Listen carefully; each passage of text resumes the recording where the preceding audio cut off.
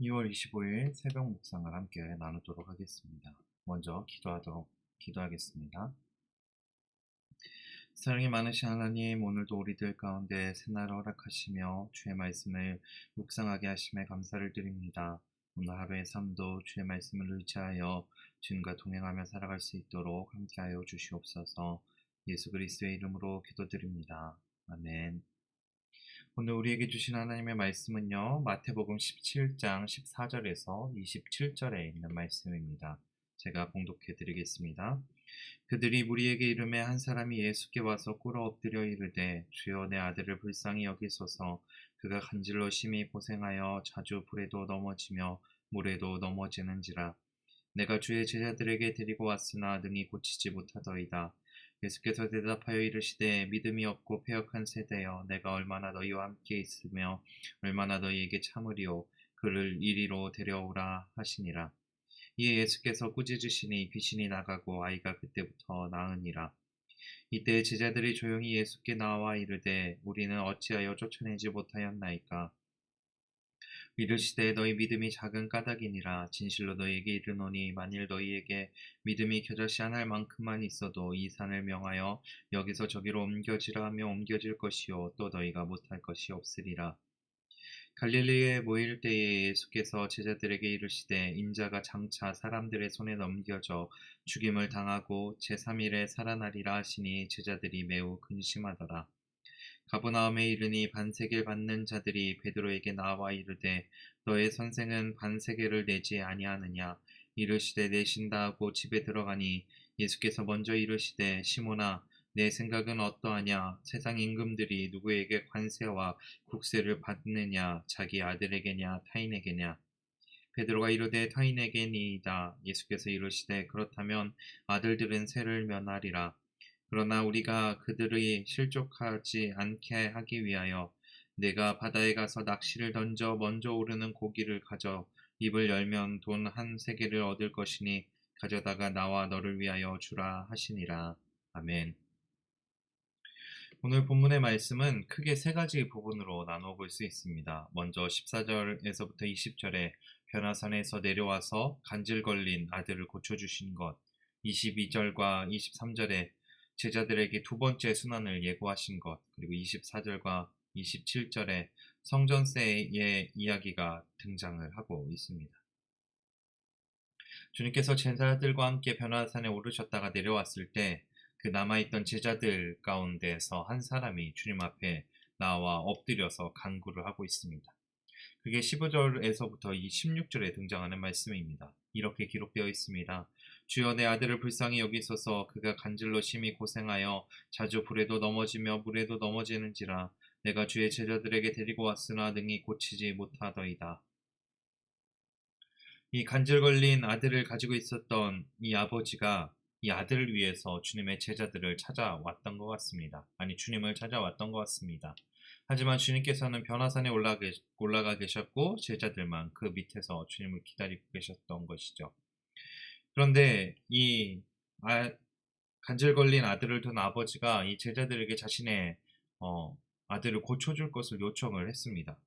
하지만 16절 말씀처럼 주의 제자들에게 아들을 데리고 왔지만 능히 고치지 못하였다라고 주님 앞에 고백을 하고 있죠.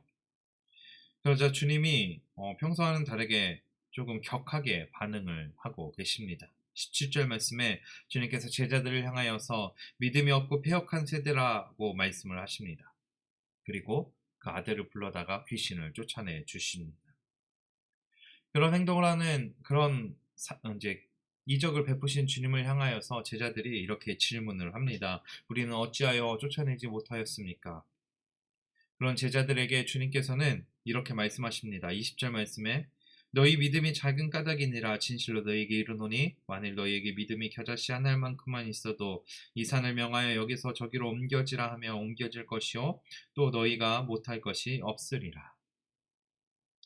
주님은 제자들을 향하여서 믿음에 대해서 말씀을 하고 계십니다. 17절 말씀에는 제자들에게 믿음이 없는 패역한 세대다라고 말하고 있고요. 20절 말씀에는 믿음이 작다라고 말씀을 하고 계십니다. 그리고 20절 말씀에 너희들 가운데 겨자씨 한 알만큼의 믿음이 없었기 때문에 귀신을 쫓아낼 수 없었다라고 말씀을 하시죠. 왜 믿음이었을까요? 주님이 사역을 시작하시고 난 이후에 계속해서 주님은 제자들에게 믿음에 대해서 말씀을 하고 계시고, 제자들이 주님을 찾아왔던 사람들의 그 모습을 통하여서 믿음에 대해서 제자들에게 설명을 했습니다. 그리고 믿음으로 가능한 것, 믿음으로 구원받는 것, 믿음으로 고침받는 것들을 온전히 보여주었는데, 제자들은 그 믿음에 대해서 완전히 바로 이해하지 못하고 있었습니다.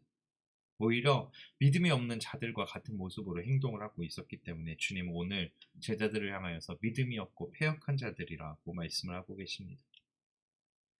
오늘 주님은요, 이 믿음을 통하여서 우리들에게 분명하게 말씀을 하고 계십니다. 믿음 가운데 능력이 나타나고 믿음 가운데 하나님의 역사하심이 나타난다라고 우리들에게 말씀해 주고 계시죠. 그리고 내가 하는 것이 아니라 주님이 하신다, 주님이 행하신다라는 믿음이 우리들 가운데 있어야 된다라는 것을 주님께서 말씀하고 계십니다. 그리고 이 믿음으로는 못할 것이 없다라고 말씀을 하고 계시죠.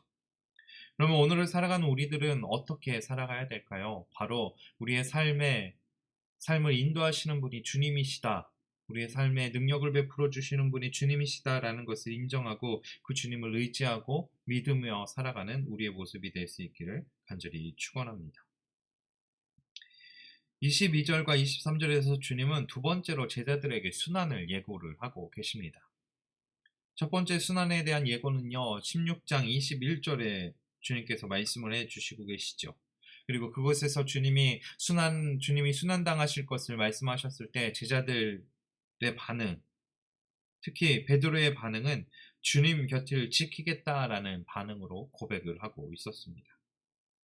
하지만 오늘 본문에서 제자들은요, 어떤 반응을 보여주고 있냐면 주님이 순환을 예고하시니까 제자들이 매우 근심하였다라고 말씀을 하고 있습니다. 제자들이 왜 근심하였을까요? 그것은 제자들이 가지고 있었던 주님을 향한 생각 때문이었습니다. 제자들은요, 아직까지도 주님이 로마에서 자신들을 구원할 구원자로 생각하고 있었습니다. 왕으로서 자신을 이끌어 주셔야 될 주님이 왕이 되어 주실 것을 제자들은 생각하고 있었습니다. 그렇기 때문에 구원자가 되실 주님이, 왕으로 오신 주님이 잡히신다는 것, 그리고 잡히셔서 고난당하신다라는 것, 그리고 죽으신다라는 것에 대해 집중하고 있는 것이죠.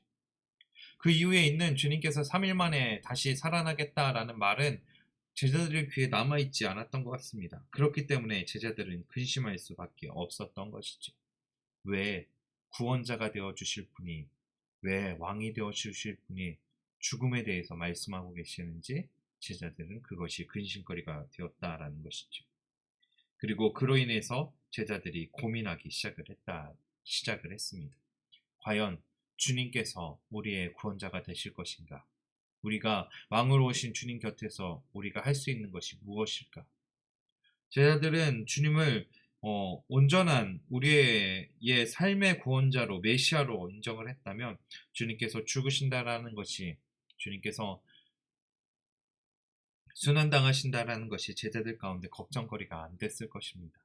그리고 그 이후에 있을 3일 후에 부활하신다라는 그 부활의 예고가 제자들 가운데 더 깊이 남았을 것이죠. 하지만 제자들은요, 자신의 욕심 때문에, 그리고 주님이 구원자의 사명을, 왕의 사명을 감당하지 못하고 죽으실 것이 두려웠기 때문에 제자들은 지금 근심할 수밖에 없는 것이죠. 그리고 이어지는 24절과 27절에서는 장면이 바뀌면서 성전세에 대한 이야기가 등장하고 있습니다. 갈릴리에 계셨던 주님이 가버나움에 들어가시게 되는 것이죠. 그리고 가버나움에 들어가셨을 때 그곳에서 반세계 받는 자들이 베드로 앞에 나옵니다. 그리고 베드로에게 묻지요. 너의 선생은 왜 반세계를 내지 않느냐? 이 반세계는 무엇이냐면 바로 성전세를 뜻하고 있습니다. 베드로가 그들에게 대답을 합니다. 내실 것이다. 주님께서 성전세를 내실 것이다 하고 집에 들어가니까 예수님이 먼저 베드로에게 질문을 하십니다.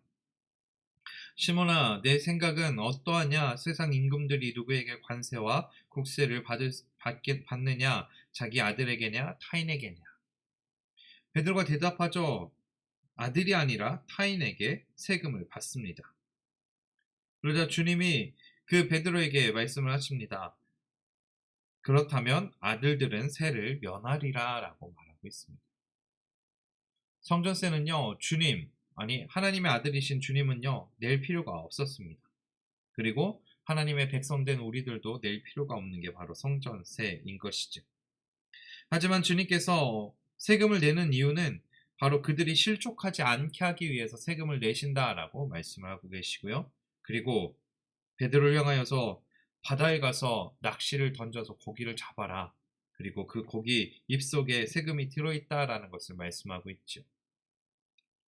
이 장면에서 마태는요, 우리를 향하여서 예비하시는 하나님에 대해서 말씀을 하고 있습니다.